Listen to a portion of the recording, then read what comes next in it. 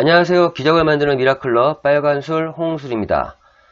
오늘은 2003년에 이어서 이제 2004년 다단계 판매 업계의 어떤 역사를 짚어볼 수 있는 시간을 갖도록 하겠습니다.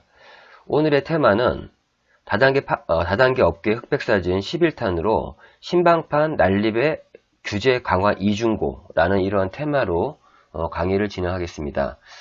2004년도도 역시 11탄, 12탄 이렇게 2회에 걸쳐서 진행이 될 거고요.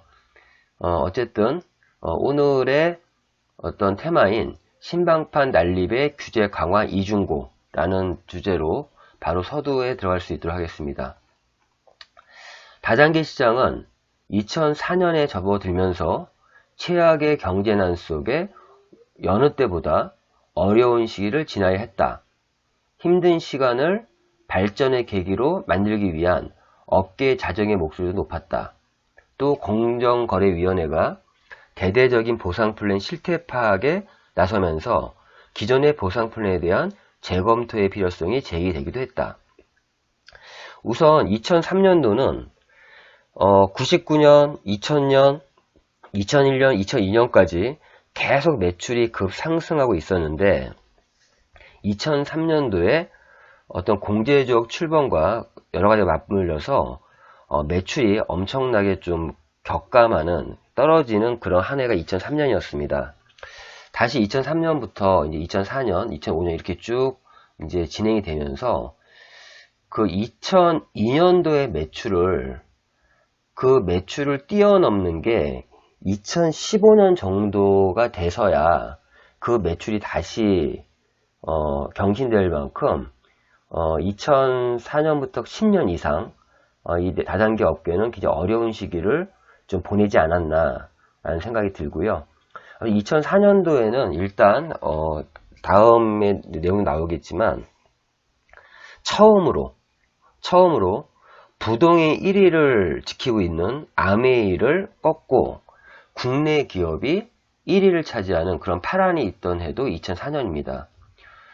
자, 그 부분에서 그 회사는 그 JU라고 하는 회사였는데 이 JU 네트워크라는 회사는 당시에 포인트 마케팅, 즉 공유 마케팅이라는 걸 도입을 해서 엄청난 급성장을 하면서 1조 원 이상의 매출을 이루고 부동의 1위인 아메이를 꺾은 그런 일이 생겼습니다. 뭐 그런 것 때문인지 모르겠지만은 그 공정거래위원회가 대대적인 보상 플랜 실태 파악에 나선 것도 어떤 그런 이유가 아닐까 생각이 듭니다. 자, 그래 보시면은 이 사진은 이제 2004년 창립 20주년을 맞은 뉴스킨이 미국 유타주 솔트레이크시에서 대규모 컨벤션을 진행한 그런 모습의 사진입니다. 되게 멋지네요. 2004년도가 20주년이었으면 뉴스킨은 지금 미국에서 83년도인가요? 93년, 2003년, 예. 한 83년 정도에 설립된 게 뉴스킨이고요. 사실 미국에서도 1979년에 아메이가 약 4년간의 어떤 법정 투쟁 속에 이 네트워크 마케팅이 어떤 이렇게 합법화되는 그런 승소를 하면서 미국에서도 엄청난 많은 회사들이 생겨나기 시작했는데요. 그 중에 이제 뉴스킨이라는 회사가 후발주자였지만 굉장히 급성장을 또 한 게 또 실제 그런 일이 일어났습니다. 자, 그럼 2004년도에는 어떤 일이 있었나 하나씩 볼게요. 자, 일단은 2003년도에 공제조합이 설립되면서 그 디테일한 어떤 시스템들이라는 얘기가 오늘 기사의 주 내용이네요. 일단 건별 보증 시스템 시행 1년, 2004년도 1년 정도 지나고 있는데 소비자 피해 보상의 효율적인 수행을 위해 약 공제조합이 운영했던 건별 보증 시스템의 시행 1년이 경과했을 당시 매출 누락의 가능성이 줄어들지 않고 있는 것으로 나타났다. 공제조합과 공제거래 계약을 한 회사 회원에게 제품 구매 시 건당 공제 번호가 부여된다. 지금도 우리가 이런 직접 판매 회사에서 내가 어떤 매출, 즉 제품을 주문하게 되면 그 하나하나에 공제 번호가 부여가 됩니다. 자, 공제 번호가 부여되지 않은 제품은 공제조합을 통해 보상을 받을 수가 없다. 다단계 업체의 제품에 대한 공제 번호를 부여한다는 것은 소비자 피해 보상을 체계화하겠다는 것으로 2002년 7월 발효된 3차 개정 방문 판매법이 구현하려는 핵심 과제였다.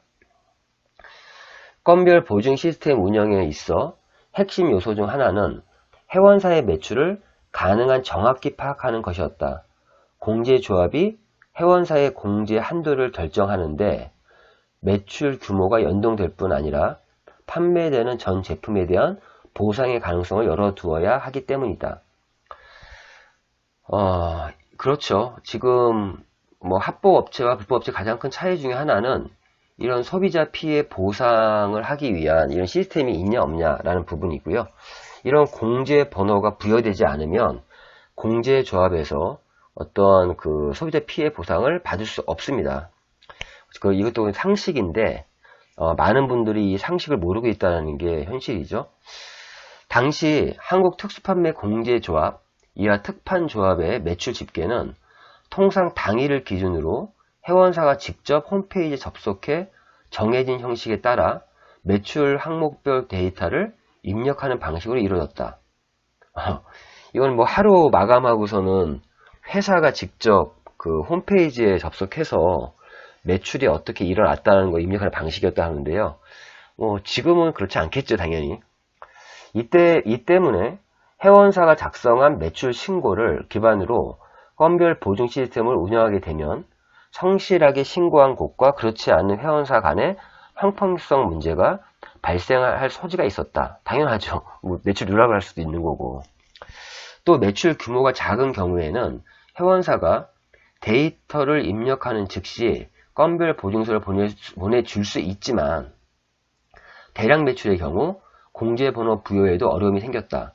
무엇보다도 회원사의 매출이 누락 신고될 경우 이 누락 부분에 대해서는 공제조합의 피해 보상이 불가능해 소비자 피해 유발에 대한 우려의 목소리가 컸다. 이렇게 사람이 직접 입력하다 보면 매출 누락이 발생할 수 있고요. 그러면 부득이하게 자기는 어떤 제품을 구매했는데 불구하고 그러한 공제 번호를 부여 못 받아서 나중에 혹시 문제가 생겨서 이렇게 피해 보상을 청구했을 때 못 받는 경우가 생길 수밖에 없겠죠. 직접 판매 공제조합, 이하 직판조합은 매출 누락의 우려와 관련해 사정이 좀 나은 편이었다. 이때부터 특수판매 공제조합과 직접 판매 공제조합이 시스템이 좀 달랐네요. 조합과 회원사 간에 매출 DB가 연동돼 있어. 당연히 이렇게 돼야죠. 각 건에 대해 실시간으로 공제 번호 발행이 이루어지고 있었기 때문이다. 회원사들은 조합과의 DB 연동으로 매출 누락의 가능성을 낮추긴 했지만 DB 연동을 위한 시스템 구축에 대한 조합의 적극적 지원이 있어야 한다는 지적을 했다. 또한 현재 출고가 아닌 주문을 기준으로 이루어지는 건별 보증이 출고 제품을 기준으로 이루어져야 한다는 주장이 제기됐다. 지금도 주문을 기준으로 하고 있죠. 이렇게 또 출고하는 부분이면 좀 복잡해진 부분이 있을 것 같고요. 일단 주문하면 이렇게 공제 번호를 부여해주고 또 출고가 된지 아닌지 좀 확인하면 되고요. 그리고 그런 부분이 진행이 되면 되지 않을까 싶습니다. 자, 이러한 부분에서 이제 공제조합이 2003년도에 출범한 이후에 1년 정도 지난 시점이지만 이런 식으로 현재 실무적인 것들이 진행되고 있다라는 정도만 알고 있으면 될 것 같고요. 또 다른 부분을 한번 볼게요. 자, 공정위 상위 20대 기업 보상 플랜 조사. 이때 보상 플랜에 대한 실태 조사를 했다고 하는데 한번 보겠습니다. 공정거래위원회 이하 공정위는 2004년 3월 다단계 판매업자의 정보 공개 기준을 명확히 한 다단계 판매업자의 정보 공개에 관한 고시를 제정 공포했다. 이에 따라 다단계 업체들은 매년 매출액, 후원수당, 총 판매원수, 후원수당 지급 판매원수 등 세부 정보를 공개하게 됐다. 지금도 공정거래위원회 사이트에 들어가서 회사를 검색하시면 그 회사의 정확한 매출액과 후원수당 등을 다 알 수가 있습니다. 이러한 고시가 이때 2004년에 이루어졌네요. 또 공정위는 다단계 판매 업체들이 2004년 당시 보상 플랜 실태 파악에 나서면서 업계의 관심을 끌었다. 공정위의 조사는 다단계 판매의 핵심 사항인 보상 체계가 각 회사별로 어떻게 구성, 운영되고 있는지 파악하는 것이었다. 공정위는 관리 감독의 효율을 높이기 위해 민간 전문가에게 의뢰해서 진행했다. 예, 이러한 부분이 조사됐는데, 이때 이제 2004년도에, 이미 2003년도부터죠. 이 JU 네트워크가 이제 등장하면서 이런 보상 플랜에 대한 관심이 높아졌고요. 이때부터 어떻게 보면 이 보상 플랜에 의해서 많은 회사들의 희비가 엇갈리는 그러한 부분들이 이루어졌습니다. 예, 공정거래위원회 사진이고요. 자, 이는 다단계 시장의 핵심 키워드인 보상 플랜 현황 파악 및 실태 연구를 통해 각 기업의 보상 체계를 유형별로 재분류하는 한편 보상 체계를 분류하는 새로운 방식을 제시할 수 있을 것으로 기대했다. 당시 업계에서 성공되고 있는 보상 플랜의 구분은 8, 90년대에 만들어진 것으로 새로운 보상 플랜이 속속 등장하고 있는 시점에서 재검토의 필요성이 꾸준히 제기되어 왔다. 예, 당시에 이 네트워크 마케팅은 거의 브레이크 어웨이, 또 유니엘 방식이 대부분이었고요. 그러는 중에 이제 바이너리라고 하는 보상 플랜도 사용이 되기 시작했고, 또 매트릭스, 피라미드 업체의 또 대명사, 매트릭스, 또 이런 것들을 섞어서 이제 하이브리드라고 하죠. 지금도 그런 큰 틀 안에서는 변함은 없고요.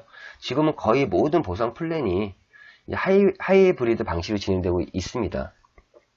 당시 연구의 한 참여자는 이 같은 문제점을 해소하기 위해 모듈별 분석을 처음 도입할 것임을 시사했다. 모듈별 분석은 후원수당 지급 방법, 조직 구성 방법, 회사 운영 방법, 기타 등 4가지 카테고리를 기준으로 세부 항목을 구성한 후 이를 조합해 약 30에서 40여 개의 논리적 모듈로 보상체계를 구분한 것이었다. 자, 보상 플랜이 어느 한 가지 방식으로만 구성되어 있지 않고 혼합되어 있을 뿐더러 당연히 하이브리드 방식이라고 말씀드렸죠. 동종의 방식을 적용한 기업들 간에도 보너스 적용 퍼센테이지가 동일하지 않으면 체감에서는 차이가 날 수밖에 없어 당시의 분류 방식은 의미가 희석되고 있는 실정이었기 때문이다. 예, 맞습니다. 이제는 이제 이렇게 보상 플랜도 이제 좀 이렇게 좀 복잡한 것보다도 여러 방식이 혼재된 방식으로 진행되기 때문에 어떤 브레이크 어웨이다, 유닛 레벨 이렇게 못 박아서 얘기할 수는 없습니다. 자, 그래 2004년도에 이제 계속적으로 문제되고 있는 게 이 공제조합이 출범되면서 이러한 무늬만 방판, 즉 신방판이라는 게 난립을 하게 됐습니다. 공제조합에 가입을 하려면 여러 가지 까다로운 부분도 있고, 그러니까 아예 등록도 안 하고 그냥 진행하는 회사들 많이 있었는데요. 신방판이 난립을 했다라는 부분. 2004년에는 방문 판매로 등록하고 유사수신을 통해 단기간에 수억 원을 확보한 후 약속한 배당을 지키지 않는 것은 물론 대표이사가 도주, 선량한 시민들이 피해를 당한 사례가 빈번히 발생했다. 이런 업체들은 빠른 회원 확보를 위해 다단계 판매 영업 방식을 이용했다. 그런데 이들이 저지르는 불법 행위들이 등록된 다단계 판매 업체들이 일으키는 것으로 잘못 알려지는 경우가 많아 방문 판매 등에 관한 법률의 테두리 안에서 건전한 영업을 하는 업체들에게까지 큰 피해를 입혔다. 항상 이 마이너스적인 부분들은 빨리 전파가 되는 것 같아요. 그리고 이런 건전한 기업들조차도 이러한 어떤 불법적으로 운영하는 회사일 때는 도매금으로 좀 피해를 당하는 것이 현실이고요. 방문 판매법에서 이러한 방식으로 영업을 하는 방문 판매 업체는 모두 공제조합에 가입하지 않은 무등록 불법 방문 판매 업체이며 방문 판매로 위장한 이들 업체들은 소비자 피해 보상을 위한 아무런 대책도 마련되지 않은 제도권 밖에서 수많은 피해를 양산했다.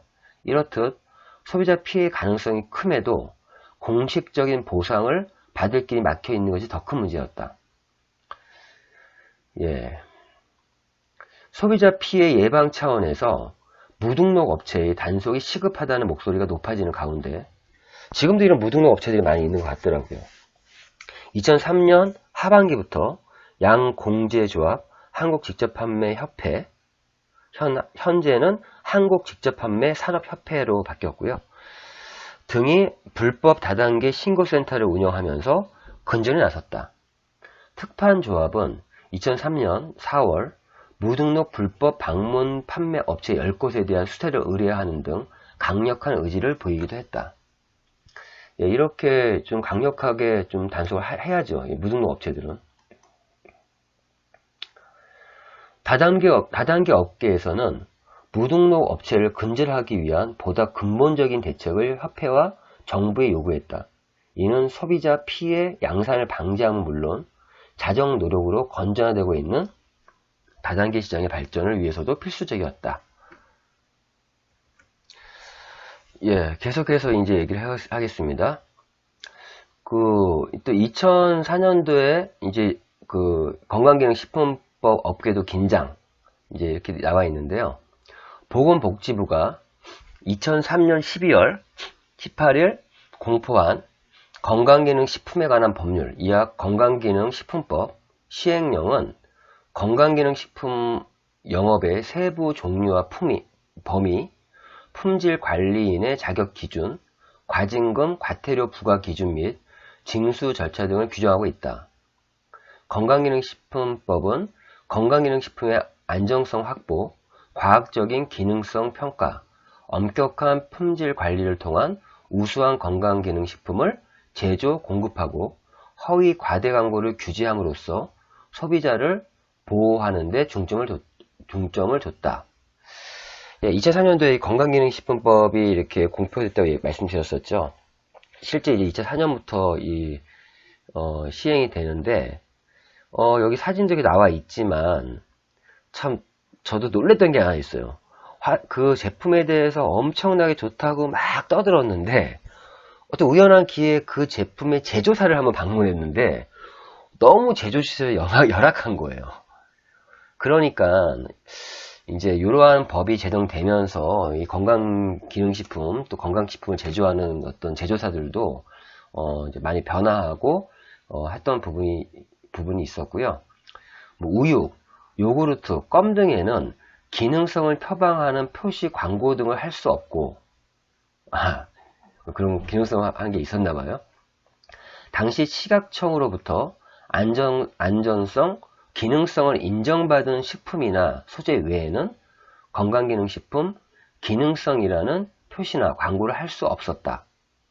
기능성 원료를 사용했다 하더라도 완제품이 건강기능식품으로 인정해주는 6가지 제형에 해당하지 않으면 표시 광고를 할 수 없었다.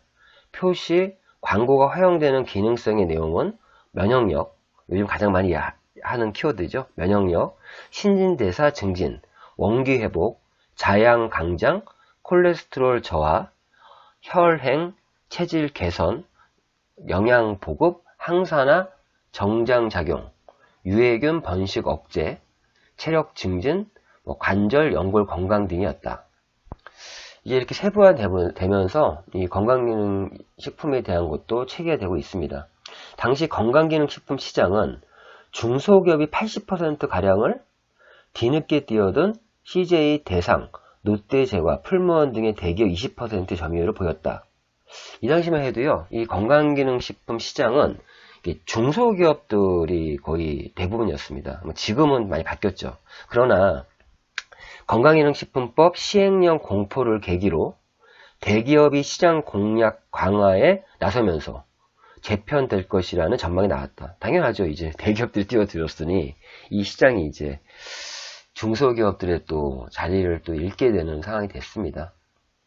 또 이 법이 고시된 2년 후부터는 우수 건강기능식품 제조 기준 GMP 시설을 갖추고 있는 업체만이 건강식품을 생산할 수 있고 일정한 기술력이 있는 바이오 벤처들만 OEM 생산을 할 수 있게 돼 GMP 시설을 갖추지 못하거나 기술력이 없는 중소기업은 퇴출이 불가피할 것으로 보였다. 건강기능식품의 비중이 높은 다단계 업계는 사업상 규제가 많다는 측면에서 긴장을 늦추지 않았다. 뭐 당시에 뭐 지금도 마찬가지지만 이 건강기능식품은 이 다단계에서 가장 주력 아이템 중에 하나죠.